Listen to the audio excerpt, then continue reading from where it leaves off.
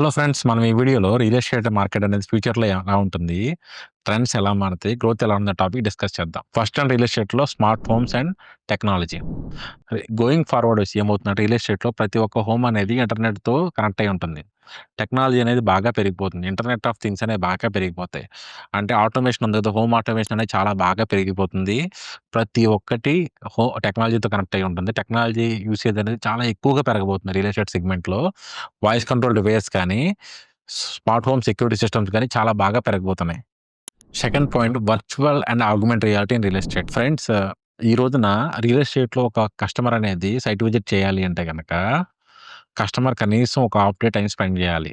So, customer time spend జేయాలి, customer రావాలి, కస్టమర్‌తో పాటు మీరెళ్ళాలి, మీతో పాటు అక్కడ సైట్‌లో ఎవడో ఒకళ్ళు ఉండాలి. అది కాకుండా మళ్ళీ కస్టమర్ ఆళ్ళ ఫ్యామిలీ రావాలి. దీనివల్ల చాలా టైమ్ అనేది వేస్ట్ అవుతుంది. సో, లేదు ఒక ప్రాపర్టీ ఉంది, క్లియర్ టైటిల్ ఉంటే గనక ఆ సెగ్మెంట్‌లో మీరు ఇంత విజిట్స్ అనేది అవసరం లేదు. ఎగ్జాంపుల్ కంట్రీ లైక్ దుబాయ్ లాంటి కంట్రీస్‌లో మీరు టైటిల్ అనేది మీకు క్లియర్‌గా ఉంటుంది కాబట్టి, సో, అలా కొన్ని కొన్ని ఎక్కడైతే టైటిల్ క్లియర్‌గా ఉంటుందో అక్కడ మీకు ఆగ్మెంటెడ్ రియాలిటీ అండ్ వర్చువల్ రియాలిటీలో మీకు ప్రాపర్టీ అనేది మొత్తం మీరు ఎళ్ళకుండా ఇక్కడి నుంచే మొత్తం చూసేయొచ్చు.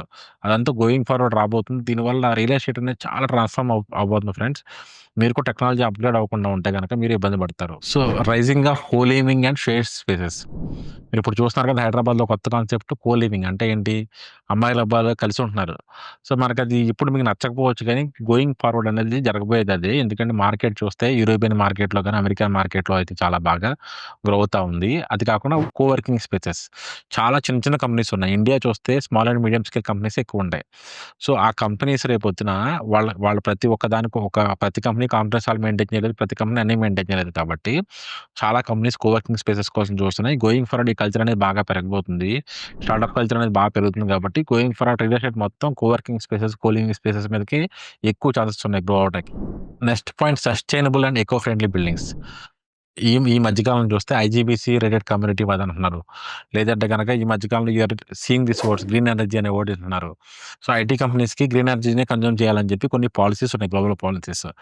దాని ప్రకారం ప్రాపర్టీస్ ఎస్పెషల్లీ కమర్షియల్ ప్రాపర్టీస్ ఏంటంటే, మీకు ఎకో ఫ్రెండ్లీగా ఉండేవి, సస్టైనబుల్ లివింగ్‌లో ఉండేవి మోడల్స్‌కి మీకు ఎక్కువ సేల్ అవుతున్నాయి. దాంతో పాటు బై డిఫాల్ట్ సోలార్ అనేది బాగా పెరగబోతుంది. సేమ్ బిల్డింగ్‌లో as well rain water harvesting లాంటివి బాగా రాబోతున్నాయి. నెక్స్ట్ ఫ్రెండ్స్ గుర్తుపెట్టుకోండి. ఇప్పుడంటే ఇన్వెస్టర్స్ ఉన్నారు కాబట్టి చాలా మంది కొంటున్నారు properties. Going forward real estate cost అనేది విపరీతంగా పెరగబోతుంది. సో, ఒక రూ. 1,00,00,000 కూడా చిన్న ఇన్వెస్ట్‌మెంట్ అవుతుంది. ఇన్వెస్ట్ చేయాలంటే ఇన్వెస్టర్ దగ్గర ఇబ్బంది అవుతుంది.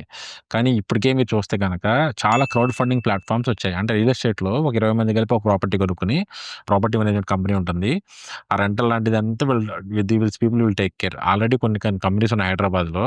మేము ఆల్రెడీ కొన్ని కంపెనీస్ నేను వర్క్ కూడా చేశాను. సో, ఈ కల్చర్ అనేది బాగా పెరగబోతుంది. ఎందుకంటే యూఎస్‌లో అక్కడ ఈ కల్చర్ అనేది స్టార్ట్ అయింది ఆల్రెడీ. మీరు అబ్జర్వ్ చేస్తే ఈవీ5 అలాంటివి వింటారు కదా! అలాంటి అంటే మీరు ఒక 10,00,00,000 ఖర్చు పెట్టినా సరే, మీకు ఒక ప్రాపర్టీలో మొత్తం మీకు ఓనర్‌షిప్ ఇవ్వరు ఒక బిజినెస్‌లో. They will give the partial ownership. ఇలాంటి కల్చర్ అనేది చాలా బాగా రాబోతుంది ఫ్రెండ్స్. సో, ఇవి రాబోయే రోజుల్లో రియల్ ఎస్టేట్‌ని ప్రభావితం చేసే చాలా ముఖ్యమైన మార్పులు ఫ్రెండ్స్. సో, మీరు గనక రియల్ ఎస్టేట్‌లో పెట్టుబడులు పెట్టాలంటే ఇలాంటి ట్రెండ్స్ అన్ని ఫాలో అవ్వండి. సో, మీ అభిప్రాయాలు దీని మీద ఉంటే గనక కామెంట్ చేయండి ఫ్రెండ్స్. Thank you.